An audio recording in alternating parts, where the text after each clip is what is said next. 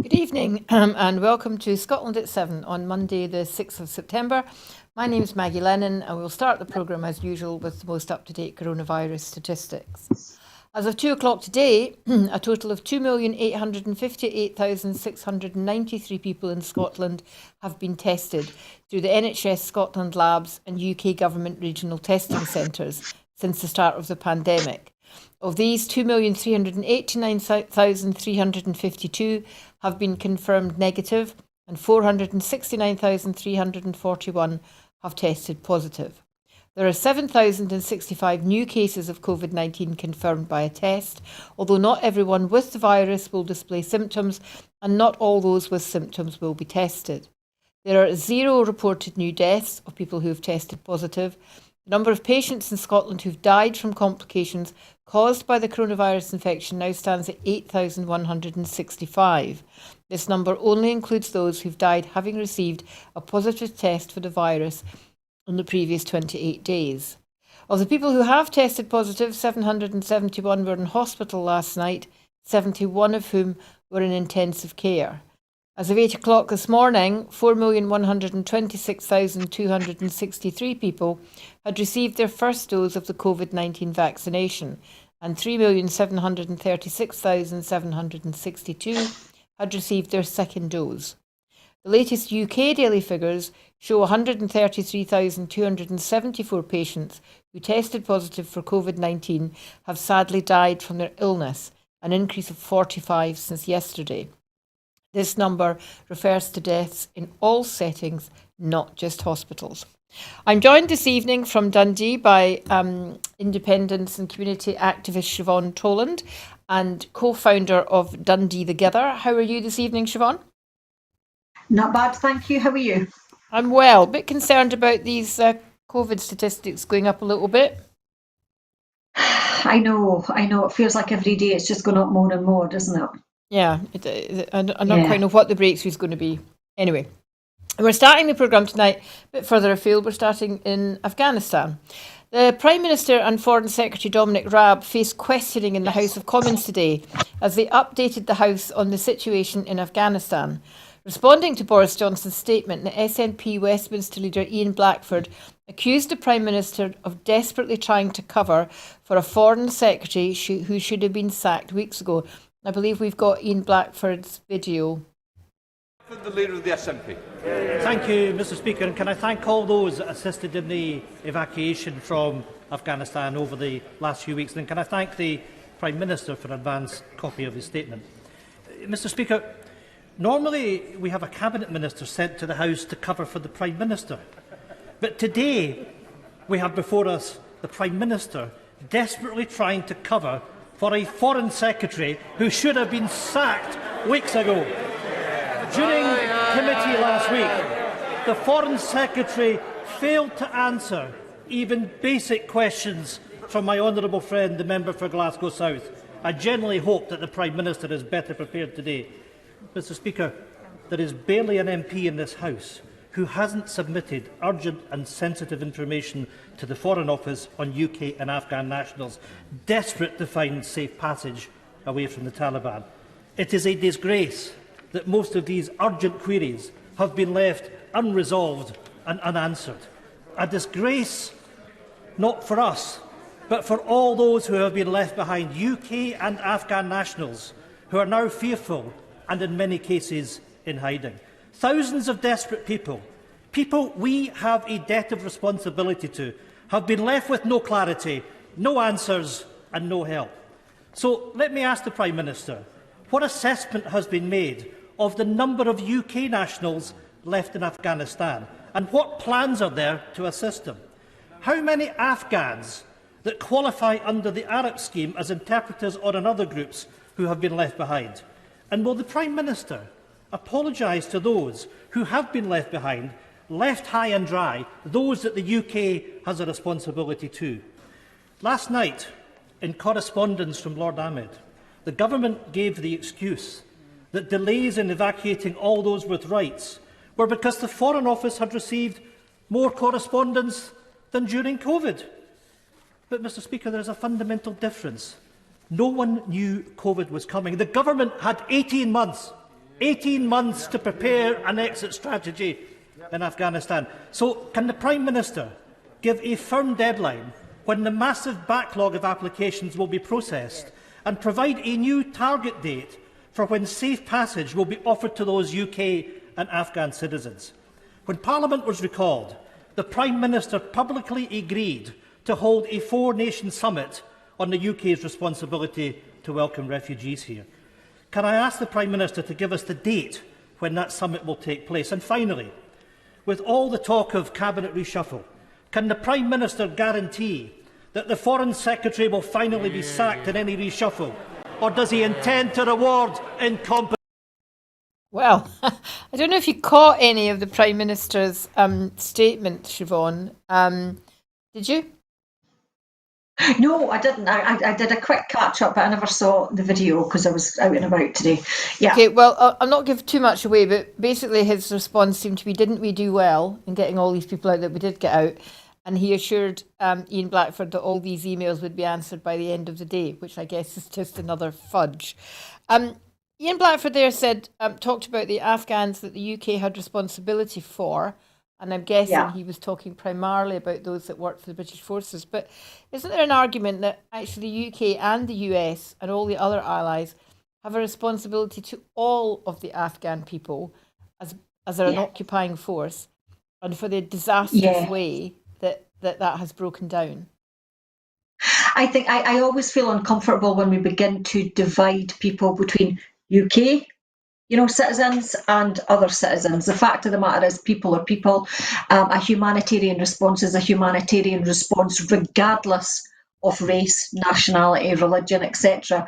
Yes, so we do. We have a responsibility as human beings, as well as a political responsibility because of the mess that we kind of initiated and sustained all those for those decades that we were there. That division always makes me feel uncomfortable because what we're doing is we're hierarchising worth in human life. It's like, well, we need to get, we can't continuously say UK better, and there's an undertone there that always makes me feel uncomfortable, actually, because life is life, no matter where you come from, and we should be having concerted efforts across the board in order to create escape plans and access out for all Afghan citizens or Afghan people that are living in Afghanistan at that moment in time. So I would absolutely agree with you on that. We have a humanitarian responsibility as well as a political one, actually. But it's very much Boris Johnson's approach, isn't it? That's done and dusted, that box is ticked, move on, nothing to see here. Back in Afghanistan, things are not getting any better. The Taliban today claimed victory in the last part of the country, still holding out against their rule, declaring that the capture of the Panjshir Valley completed their takeover of the country and they would unveil a new government soon. Pictures on social media showed Taliban members standing in front of the gate of the Panjshir provincial governor's compound after days of fighting with the National Resistance Front of Afghanistan, commanded by Panjshiri leader Ahmed Massoud. The steep valley north of Kabul was long famed for holding out against attack, including by Soviet troops in the 1980s and the Taliban during their previous rule in the 1990s. It was the main redoubt of the Northern Alliance resistance fighters who toppled the Taliban with US air support in 2001 after the September 11 attacks on the United States. Residents there are Farsi speakers, ethnically distant from the mainly Pashtun Taliban. Massoud, son of a hero of the resistance to the Soviets and the Taliban, remained defiant. He said his force, drawn from the remnants of the regular Afghan army, as well as the local militia fighters, were still fighting. We are in Panjshir and our resistance will continue, he said on Twitter. He also said he was safe, but gave no details on his whereabouts. I would think that man is someone with a target on his back now, not least because of the ethnic diversity between Farsi speakers and the Pashtun, but also because he is such an image of resistance to the Taliban. Would you think that's likely, Siobhan? Yeah, there would be a global symbolic gesture in getting rid of that opposition. Although, to be fair, the Taliban seem to have kind of just taken over with such great ease. They might not even see the need for that because it seemed so easy for them to take over. It's like you were saying, this kind of Panjshir Valley. It was a site of resistance for so long, and and that's now fallen. It's scary how easy the Taliban have managed this. That's them complete control now, and like you say, the government will kind of set out their agenda over the course of the next few weeks, and the rest of the world will have to kind of find ways of kind of managing this now, and going back to the original kind of process, help people out if they need to. Well, Ian Blackford made the point that the government had 18 months to prepare their withdrawal, which effectively means that the Taliban had 18 months to prepare. So perhaps it's not such a surprise. But yes, it is time now for people to think how they're going to respond. And your own organisation, Dundee Together, has stepped up. A Dundee-based charity that Siobhan co-founded, Dundee Together, has launched an appeal for donations of essentials, including toiletries, bedding and towels, to ensure Afghan refugee families are warmly welcomed to the city of Dundee. They are determined to ensure that Afghan families feel welcome and supported in the city. Siobhan and Lee Mills, co-founders of the group, said that they felt it was the right thing to do to be prepared for families arriving in the city. I don't think you know yet, do you, how many Afghan families are coming or when they'll be there? No, obviously we're waiting on the Home Office, and once we get those, then that'll be where we kick in. But I think that we don't know much at all, so that's why at the moment we're only looking for generic stuff that everybody's going to need, like duvets and toiletries and so forth. Once we get much more details in terms of whether it's going to be families, the ages of those families, then we'll start kind of looking for more age-specific things as well. We've made contact with the Muslim community as well. And an incredibly enthusiastic woman is now looking out to the Muslim community and the mosque to get things like the Quran, prayer mats, and so forth. So, because the first thing they'll want is the Quran as a kind of source of comfort, because these people will have left Afghanistan with very little, next to nothing. So there's the kind of spiritual side of things that the Muslim community are tending to as well, which is great. We just thought, the way our organisation works is it's often been, vulnerable people first. And I think that, the COVID response was an emergency food response for Dundee Together. But at this point, we just felt that the way that the terrible events, and it's empathy, isn't it? And it's trying to kind of put yourself in those people's shoes, where they've kind of had to flee their homes under terrible violence and terror, and then they land in this brand new place that they've probably never even barely heard of, let alone understand. So the idea was, it's not just about the kind of essentials, it's to make people feel welcome and show them that the people of Dundee want them here and welcome them here. And what's wonderful is, I know I'm feeling which is why I was so busy today, we've been overwhelmed by offers of support. And in my naivety, I thought, we'll get a few bits and bobs, but we've literally had, we can do this, and can we help and do this? So it's been absolutely, we only set it up a few days ago, and it's been an amazing response. So well done, Dundonians. Well, it's tremendously good to know, and I'm not at all surprised, because as a Dundee lass, I just know how generous and wonderful Dundee people are. So big shout out to Dundee. Dundee, of course, like all local authorities in Scotland, took Syrians when the vulnerable persons resettlement scheme was launched 5 years ago. And I think 8 local authorities, I think I'm right in saying that Dundee is definitely one, have definitely said that they will be taking Afghans, and have been told that Afghans will be coming. It's my understanding that the rest of the local authorities are also waiting to hear if they will receive Afghans. And because of the experience of resettling Syrians, it should mean that these local authorities are a little bit better, a bit more geared up than they might have been. There's one thing that we hope is learned. The last group of people who were resettled into the UK who had worked for the British Army were people from Iraq, the Iraqi service group. And that was managed, as I think this, I'm not sure, but I think this resettlement might be as well, by the Ministry of Defence, who did that resettlement really without any recourse to talking to any of the agencies in Britain, and certainly not in Scotland, who were involved in refugee integration. And people were just given bad information, frankly. And it meant that resettlement wasn't ideal. And they felt that they'd been not exactly lied to, but they'd been told to expect certain things about the kind of jobs that they might expect, and that didn't come to fruition. So I hope that those lessons have been learned. But there's no doubt a warm welcome from the ordinary people of Dundee will make a big difference. So well done to you, and again, well done to the people of Dundee. And there's organisations across the board that are doing the same thing as well. So it's not a Dundee specific thing. Absolutely not. But yeah, you're from Dundee, so you can take the plaudits tonight. Yeah. The SNP has said young people are being forced to pay the price of Westminster failure, warning Boris Johnson's plans to hike national insurance will unfairly hammer young people, low-paid workers and Scottish families. As MPs returned to Westminster, Ian Blackford MP said young people are getting an increasingly bad deal from the UK government and being forced to shoulder the burden of regressive tax rises, £9,250 a year university tuition fees, skyrocketing house prices, poorer pension prospects, and increased costs for travel, dentistry, prescriptions, and other charges.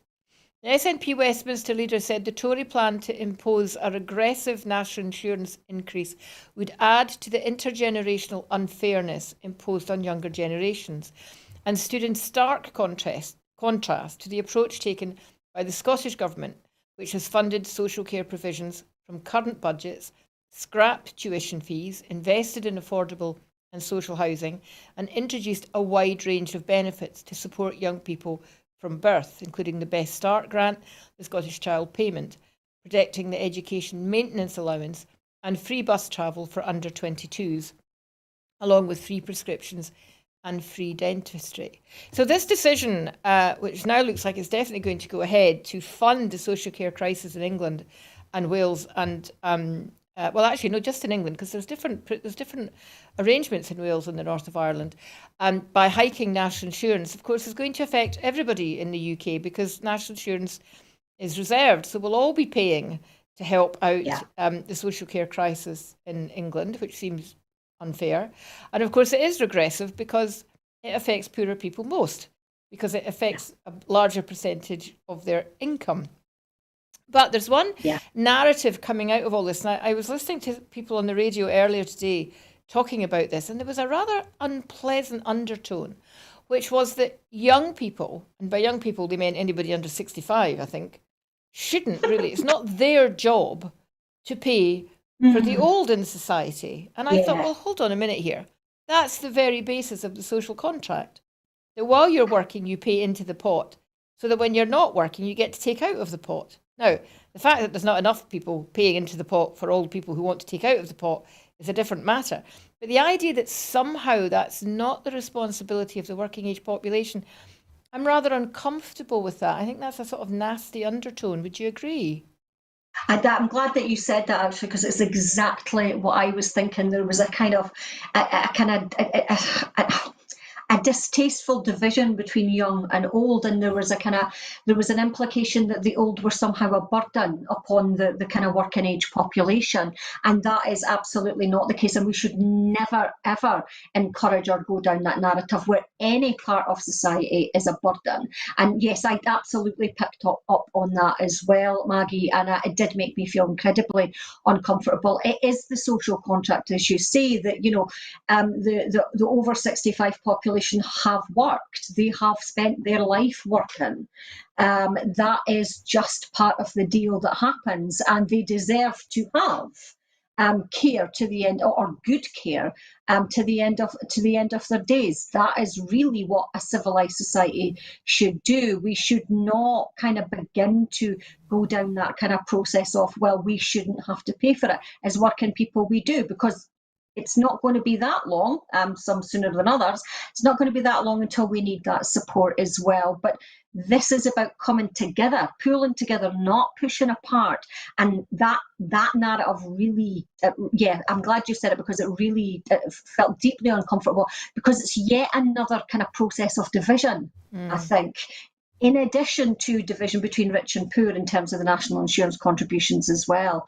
So absolutely, that's not the process we should go down. It also ignores the fact that a great many people who are retired are still paying tax on their earnings and their pensions. So indeed, they're still paying in, maybe not to national insurance pot, but they're paying into other pots. Yeah. But you're right, division is a key thing. Obviously, the Scottish approach to this is very different. There is a consultation underway now. I think it's ends in about 8 or 10 weeks on the National Care Service plans in Scotland. And so if people are interested in commenting on that, they'll find that information out on the Scottish Government website. I know that Women for Independence are devoting their National Council in October to that whole issue because it will have a huge impact on women. So I think it's important that we make that difference. And it was very interesting, was it not? That just this week, or I think it was last week, Jeremy Corbyn came out and said, what we need is a National Care Service. And it was like, keep up, Jeremy.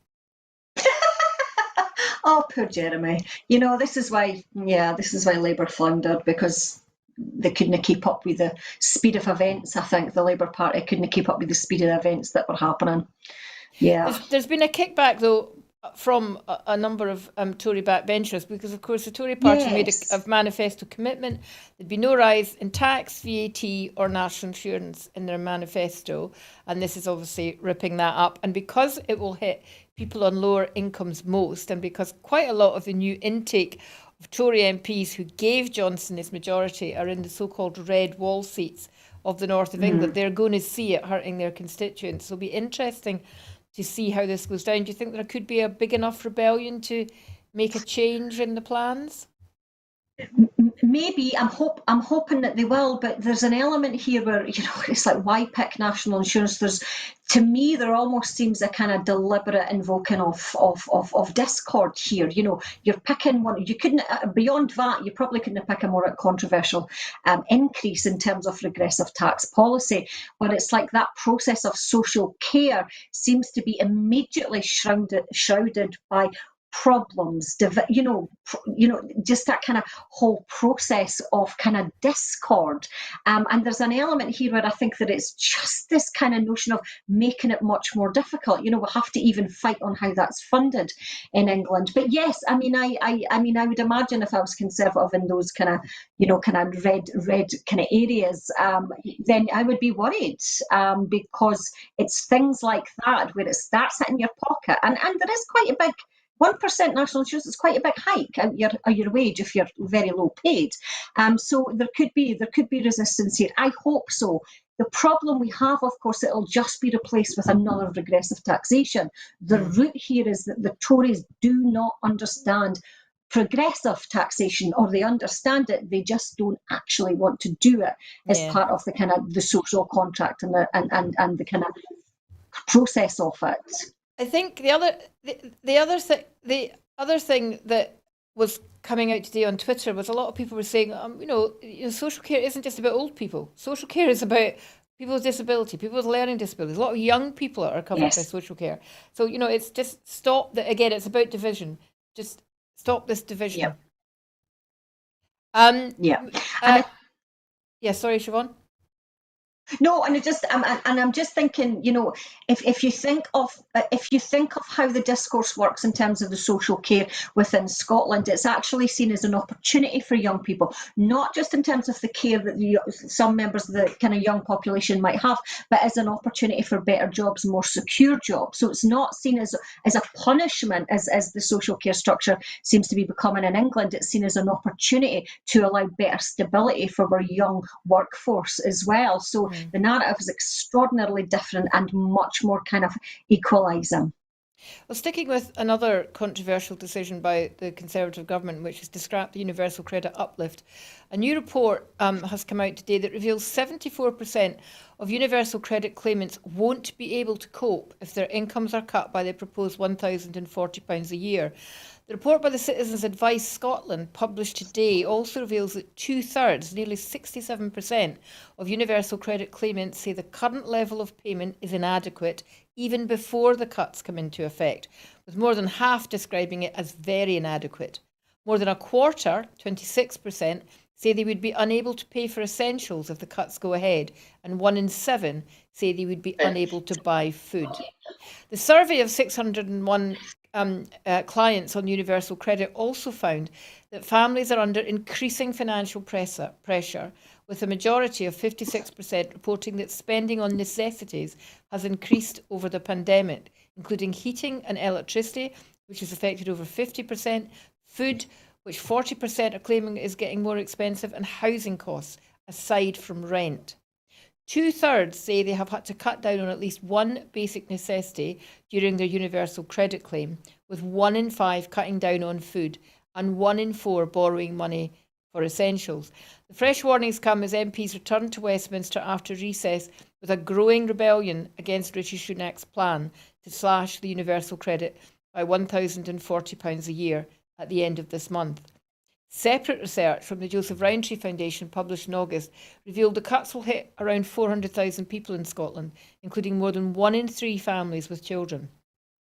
SNP Work and Pension spokesman David Linden MP said the Chancellor must listen to the evidence and ditch these devastating Tory plans to slash the incomes of 6 million families, which would inevitably push more people into poverty and crisis. We've covered this story a lot.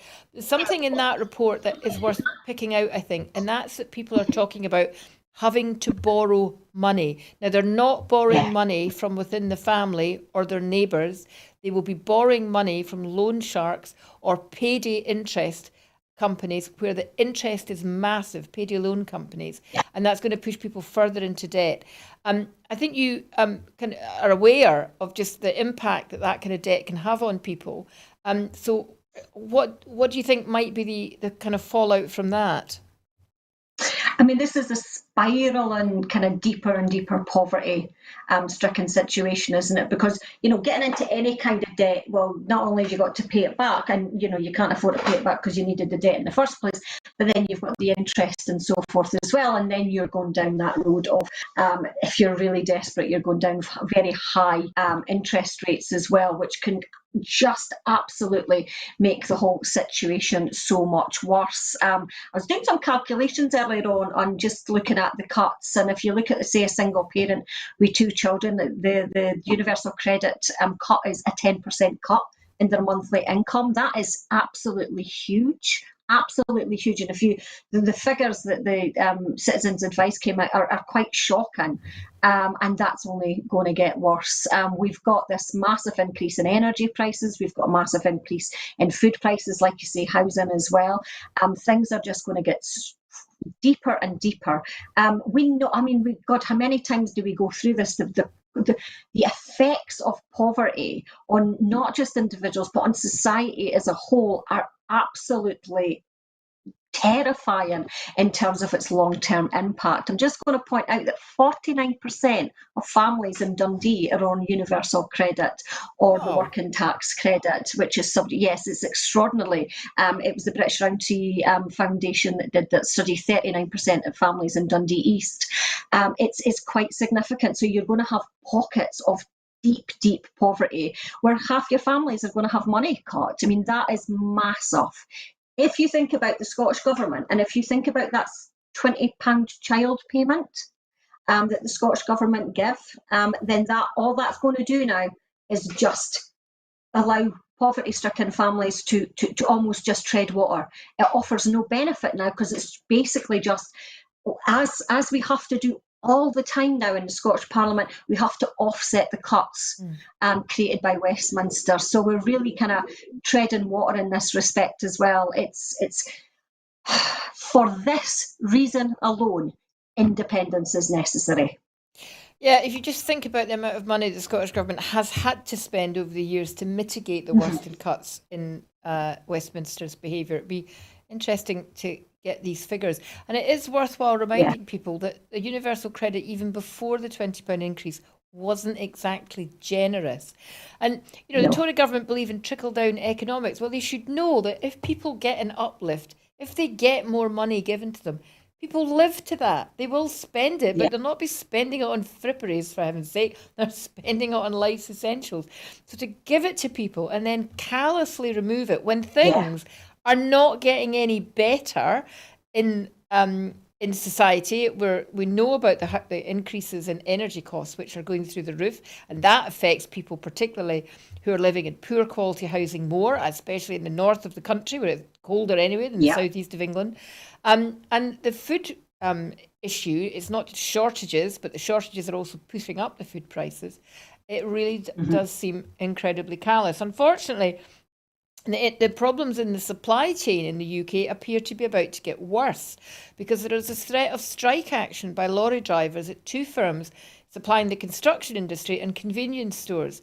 It's raised the prospect of further disruption this autumn amid the UK's worst supply chain meltdown since the 1970s. A group of drivers at the Booker distribution network, which is part of Tesco, and more than 200 drivers and engineers at Hanson, the cement producer, have moved closer to industrial action in disputes over pay and conditions. Union leaders warned the pay disputes risk deepening the supply shortage crisis, hitting many parts of the British economy because of a lack of HGV drivers, coming after years of firms underpaying staff and offering poor working conditions. About 40 drivers employed by Booker at its Thamesmead site in South East London have voted unanimously for strike action in a dispute over pay, a move that risks severe disruption to deliveries at more than 1,500 small shops operating under the Londis and Budgeons brand across the capital and the South East. Meanwhile, more than 200 lorry drivers and engineers employed by Hanson on the Castle Cement contract will hold a ballot for strike action after rejecting a pay offer, raising the threat of further disruption in the construction sector.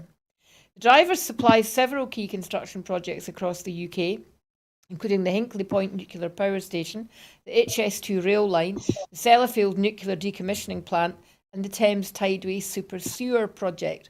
The threat of strike action comes as severe shortages of workers and raw materials trigger widespread disruption across the UK economy, in a crisis caused by the fallout from Brexit and years of underinvestment.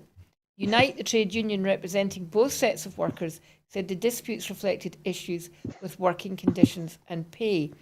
We were hearing earlier this week that lorry drivers were waking up to big bonuses in their pay packets and people were getting big pay rises. I'm not denying that there probably has been underinvestment by some companies, but I really thought the shortage of HGV drivers was down to pandemic pinging and European drivers not returning to the UK. I just wonder whether this could look, not that I'm denying workers' rights to strike, but this could look a little bit like extortion, jumping on the bandwagon of a bad situation to make it worse. And actually, the people who are going to suffer most are the very people we've just been talking about in the previous story. Mm-hmm. And it's why I think it's maybe important to let's have a look at Unite's position on this, because I was, it's not often you get the kind of reason behind strike action in the national media. They tend to be quite vague in the rationales behind it, and because what actually happened was in July, Hemel Hempstead, the Unite union there negotiated a £5 per hour increase for their lorry drivers, and then the Booker's company went behind the unions back and offered them that set of bonuses, which most workers don't believe they'll end up getting because you've got to jump through so many hoops in order to get it. It was clearly a lot less than the £5 an hour that had been negotiated. Unite calls it, basically said that it had been hoodwinked because the union had been completely bypassed in terms of that negotiation. And the Thames Head South, which is where the voting for the strike deal is now happening, is they were refused the same deal as Hemel Hempstead were given as well. So there's a kind of notion of divide and rule across the various the various kind of areas as well. So there is a kind of real and that was the union had talked about kind of just being treated with disrespect, and the workers being treated with disrespect. So there is an element there of that maybe explains exactly what happens, is that they completely bypassed the union and tried to undermine the union's negotiating power. Hanson slightly differently were offered a pay rise and said it wasn't enough. They were offered 2.5%. If we look at the universal credit cut, then it seems it does seem a little bit, well, God almighty, single parents are going to have massive cuts here. But yes, I know where you're coming from. It could look like that, but it's up to us as friends of workers and as friends of kind of people who deserve these kind of rises to make sure that people are aware of the reasons why these HGV lorry drivers are actually going on strike. They hold up the economy at this moment in time, don't they? They do deserve the pay rise that had been negotiated, by the way, especially for Bookers. This is a backtracking that which, if we allow to happen, will undermine all union deals as we move forward. So the stakes are quite high. It's not just HGV drivers that kind of. It's not. We shouldn't just be supporting this strike and this deal because it's just about the HGV drivers. This has implications for union strength across the board as we move forward. One of the things that we hope doesn't happen is that people get wind of this and start panic buying. There's little enough in the shops to panic buy, but we saw what happened early days of the pandemic with pasta and toilet rolls. So let's hope that doesn't happen again. Obviously, one of the unions hasn't yet made its decision, but we'll see. Yeah.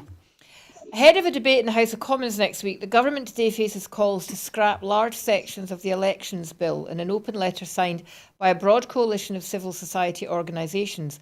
In a joint letter, campaign group CEOs, charity leaders and union bosses have warned of the danger that the election bill poses to free and fair elections in the UK and the damaging impact that the power grab will have on participation at election time. There are concerns that the bill will help to consolidate influence for a minority of vested interests and rig future elections in the government's favour. Due for its second reading in Parliament this week, the letter highlights how under the auspices of protecting elections, the bill will actually undermine democracy in the UK by giving government control over the day-to-day running of the currently independent Electoral Commission, by allowing the Minister for the Cabinet Office to unilaterally define campaigning and ban campaigners and donors, by increasing administrative burdens and potential risk for smaller organisations, deterring them from taking part in elections, and by creating barriers to voting for minority groups and disabled people. The letter brands the bill an attack on the UK's proud democratic tradition and describes it as being the access in a concerted effort to stifle opposition, deter participation in elections, and establish an uneven playing field for future elections. It concludes by calling on the government to change course by removing the offending sections of the bill. You know, I can hardly believe that I've actually reported on some of that fair and equal elections in the UK are under threat. We sound like a banana republic. Yeah. And if we were looking at this from abroad, we would probably, we'd probably be forgiven for mistaking that it might be a banana republic imposing this. I mean, regardless of where we're at, you cannot, under any democratic measure, have the government take the day-to-day control of an independent electoral commission organisation. I mean, that is just unbelievably undemocratic. Now, I know that there's, we have kind of issues with the Electoral Commission and so on and so forth, but it is independent, and that should be sacrosanct in any democratic country. The government simply cannot dictate the terms of any of that running of that organisation, and to actually have cabinet ministers kind of define what donors are, to define what kind of campaigns are justified, then we really are moving into kind of deeply authoritarian territory. What's kind of struck me is it's not even just political organisations that are outraged at this. Inclusion Scotland signed that letter. Save the Children signed that letter, So these are organisations that really just looking for kind of good access and good citizenship for citizens across the board. And these are deeply troubling times when you've got organisations like this going, oh my goodness, what's going on here? If you were to see stuff like this coming from Russia, we would just be outraged, Exactly. We'd be calling in the international electoral, I'm trying to think of the word, people who check over what's happening in elections in the world. I can't think of the word.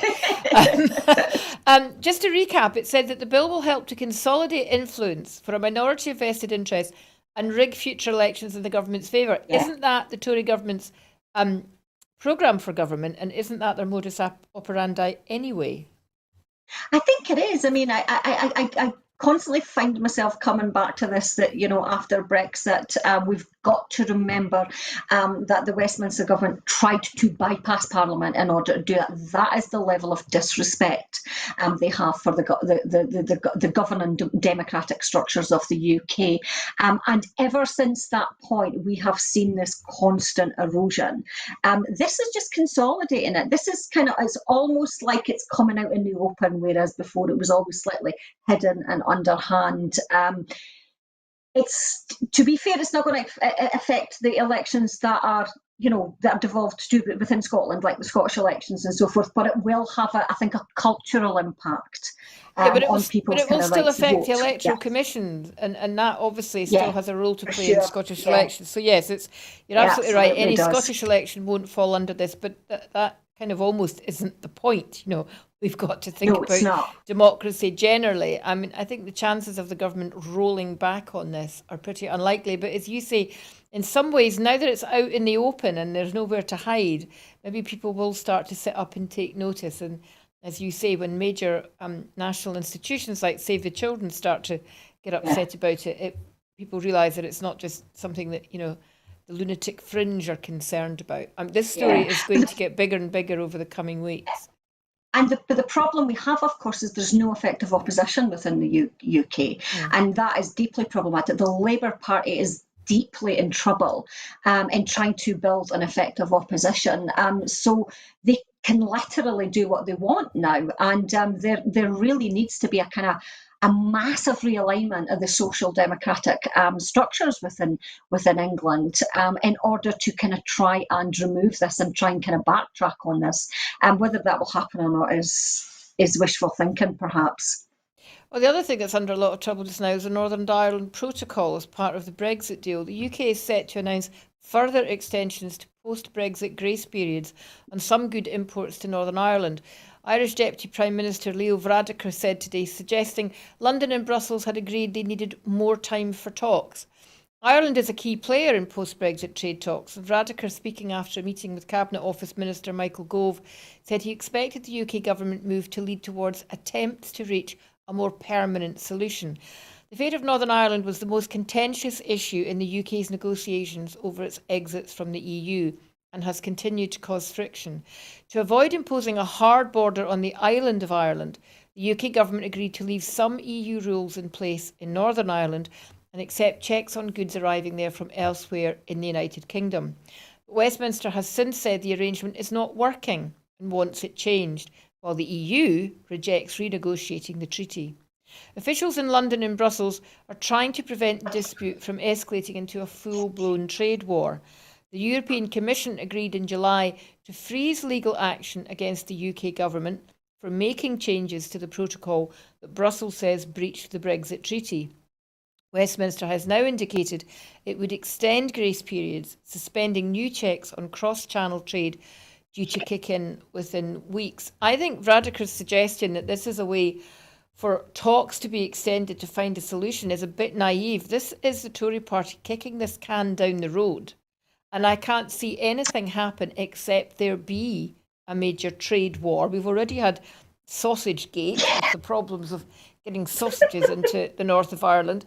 I can't see any way that this is going to be resolved. The EU are quite sure, quite determined, there may be no form of hard border on the island of Ireland. The only way around that is the border effectively in the Irish Sea. We know why the Unionists in Ireland don't like that, but I can't see anything good coming out of this. What do you think? Yeah, I'm with you as well. I was reading about Leo Varadkar was saying, yes, okay, this is fine, but we need to sort this. And it's like, well, how many times has the EU said that now? To me, it's always felt like, dealing with, from a UK, from an EU perspective, dealing with the UK, it's like dealing with a petulant child. And I think that there is an element of, if you don't set down boundaries, then you're always going to have that petulant child thrashing about in the supermarket saying, but I want my ice cream. And I think that there's an element there of the UK, just basically because the minute it doesn't go their own way, they do the bit of the hissy fit, really. Yes, I think it is naive. I think that what the UK are doing is they're crumbling and they're floundering from month to month, and they're just literally trying to get, I mean, was it, I think it was, can't remember his name. Sorry, terrible. Yanis Varoufakis that said, it's basically there's three things that you can get from the Northern Ireland deal, and you can only ever get two of them. And constantly trying to negotiate and juggle and make sure that you get three, which is the UK, is always going to lead to trouble. But we'll probably be talking about this time next year. I suspect we will be, absolutely. A Belarusian court has sentenced the senior opposition leader Maria Kalinaskava to 11 years in prison, punishing one of the most prominent opponents of the country's authoritarian leader, Alexander Lukashenko. Kalinaskava, a leader of the opposition's Coordination Council, was one of 3 women last year who united to lead an uprising in which tens of thousands of Belarusians took to the streets in the largest protests in the country's modern history. She was arrested last September and taken to the border, where she was told to leave the country. Instead, she reportedly ripped up her passport, risking prison rather than going into exile. She was charged with conspiracy to seize power, calling for action to damage national security, and calling for actions damaging national security using media and the internet. At the same court hearing, the lawyer Maxim Zhnak, another member of the opposition's council leadership, was given a 10-year prison sentence on similar charges. He'd gone on hunger strike while awaiting trial to protest against the charges against him. We demand the immediate release of Maria and Maxim, who aren't guilty of anything, wrote Svetlana. Oh, heavens. Tikhanovskaya. I really need to practice these names before I read the news. An opposition leader who ran for president against Lukashenko. She's based in Lithuania and can't return to the country without facing arrest. The thing about that story that really impresses me is that the opposition is being led by women rather than men in Belarus. Yes. Now, I don't know if there's a history of that in that part of the world, but I think that's quite impressive. Although apparently her husband was arrested, and that's one of the reasons she took over. So, is there a lesson to be learned for women in this country, do you think? There's always a lesson to be learned for women, isn't it? Because we always need to be stronger, and we always need to kind of just do things better. But yes, I think that, just picking up on yesterday's show of Bonnie Greer and Kat Carey, which was a brilliant show, and if anybody's watching to never saw it yesterday, I thoroughly recommend that you go and watch it. But the risk to women is very, very serious now. So it's more important that women become involved in a kind of political process and take leadership to avoid that process from happening. What is striking me about this is, and I'm comparing this to the electoral reform in terms of Britain, and some kind of bizarre reason I've been re-watching A Very British Coup, which was a brilliant kind of series in the 80s by Channel 4. And it's that kind of process of what we've got is the arrest of opposition in Belarus. But if we look back to what the concerns are over this electoral roll, is that the government minister gets to define what political processes are allowed within that. They're allowed to ban campaigners. So we have a structure here where the government decides what's legal and what's not. And if you think about what's happening in Belarus, it's exactly what happened. They've kind of created trumped up charges. Opposition now becomes kind of a threat to the state. I think that the electoral reform, I'm not saying that there's going to be arrest, but culturally and in terms of discourse, it's moving towards that process of who defines what political opposition is. I mean, the Belarus, they were just put on trumped up charges, basically.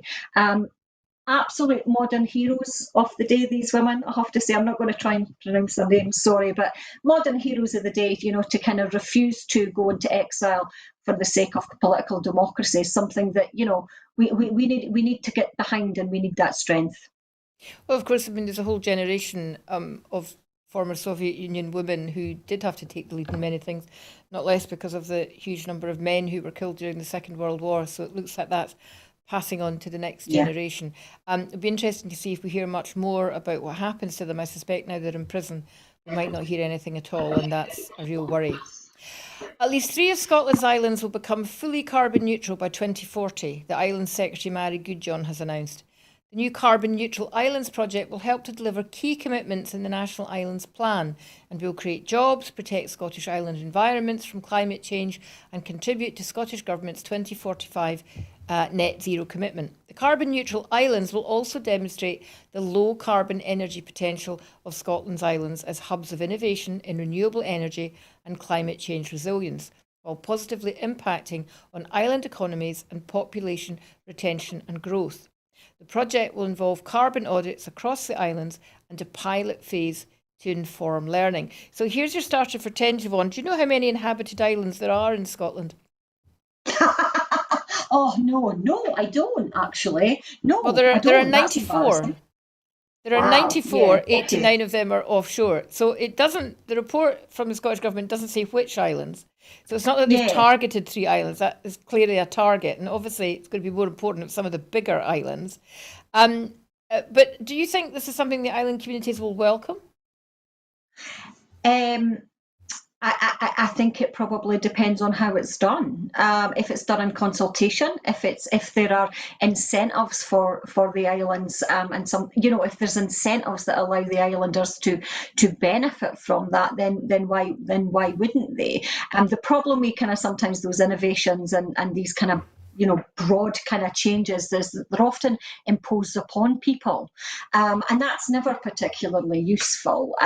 But I do think that if it's managed well and with consultation, which I think is the absolute key, and if you think about the SNP conference that's coming up, the Social Justice and Fairness Commission talks a lot about how we need to change our democracy, and it has to be working with people, not on behalf of people. And I think that here is an example of how we can do it.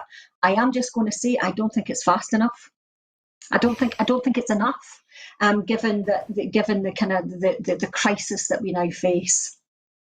Well, yeah, and it's not clear how this is going to be achieved. One assumes it will have to be a massive investment in infrastructure around things like public transport, and also in fuel poverty and issues like that, because obviously some of the islands are in parts of the country that get the worst weather. So it's not at all clear. It does talk about boosting island population, which will be interesting. Obviously, we're just ahead of a new census, but I was looking at the figures of between 2001 and the 2011, the last census, and of the 4 largest islands, all of them have increased their population, and Orkney increased it by the most, which I thought was interesting. Some of the smaller islands, however, their population has stayed either static or declined a bit. And some islands are on a real tipping point. So the island that I know best and go to most is Harris. And at the moment, I think there's around 1,100 people live on Harris. The bulk of the people who live on that archipelago obviously live in Lewis. And the feeling is there that that's about the tipping point, that a lot less than that, and the island really doesn't become terribly sustainable, and they could do with a lot more. So some of our islands are in a fairly delicate situation. So if this is something that helps boost people moving and staying there, all the better. And it does come on the back of other incentives that Mary Gideon announced recently about helping people find a way to move to the islands and have a sustainable life. So we'll wait and see if there's any more information comes out about which islands in particular they're targeting. But I suspect the 3 islands are just a target. And as you say, 2040 is quite a long time away. Primary and secondary school pupils have started receiving their flu vaccine as Scotland's biggest flu immunisation programme gets underway.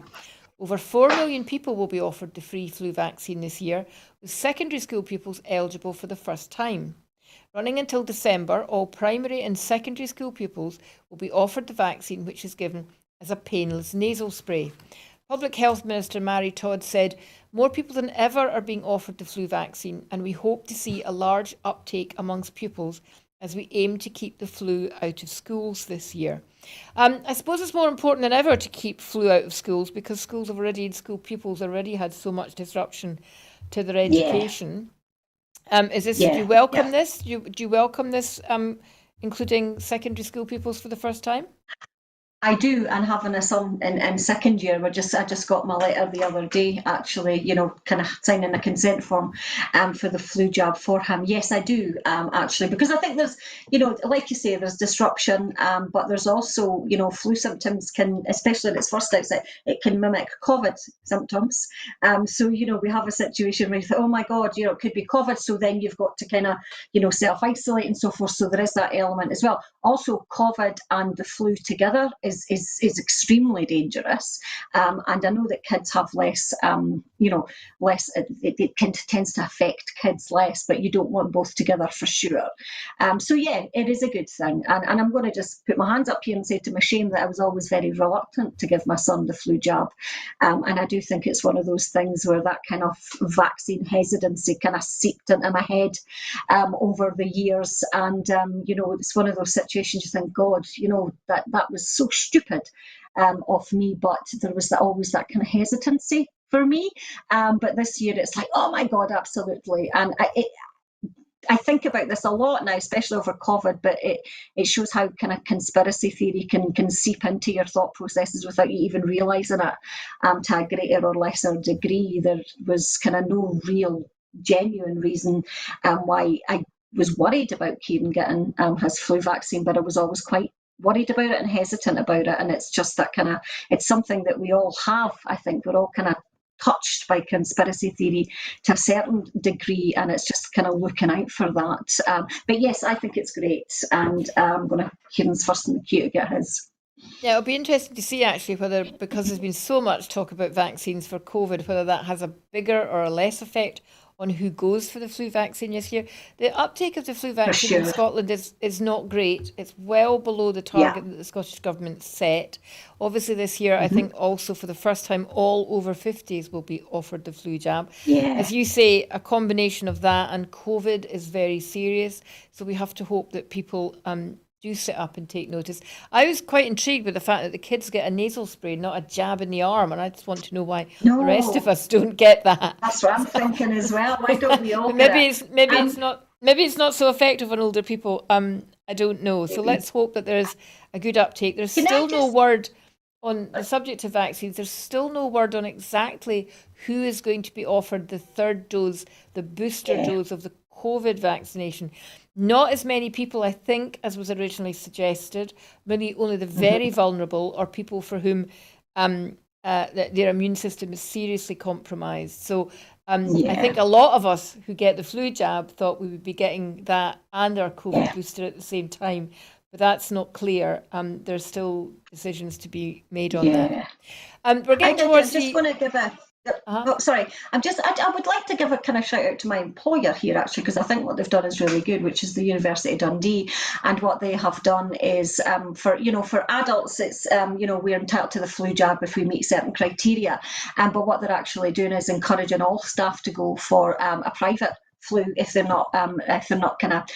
can't get it under the NHS, and that the university would reimburse that cost in an attempt to kind of prevent flu happening across the board. And I think that that's actually a really good initiative from an employer, and then kind of shows a kind of genuine foresight in thinking over the winter months.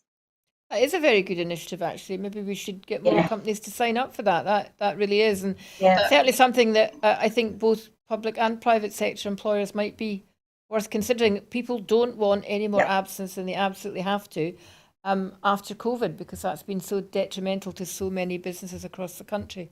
We've reached the end of the programme this evening. Thank you very much, Siobhan, for joining me again. I'm glad we were able to give your organisation a wee bit of a shout out, and Dundee in particular. You know what's coming. As always, we end the programme with a request that if you've enjoyed tonight, that you go online to the website and think about supporting Broadcasting Scotland. We've got a big agenda coming up in the next few months in terms of broadcasting. New programmes, new shows that we want to develop, and every penny helps. So if you've enjoyed us tonight, please go online and think about making a donation, and making that a regular donation. Have a nice evening for the rest of the evening, and I will see you again on Wednesday. Thank you and goodbye.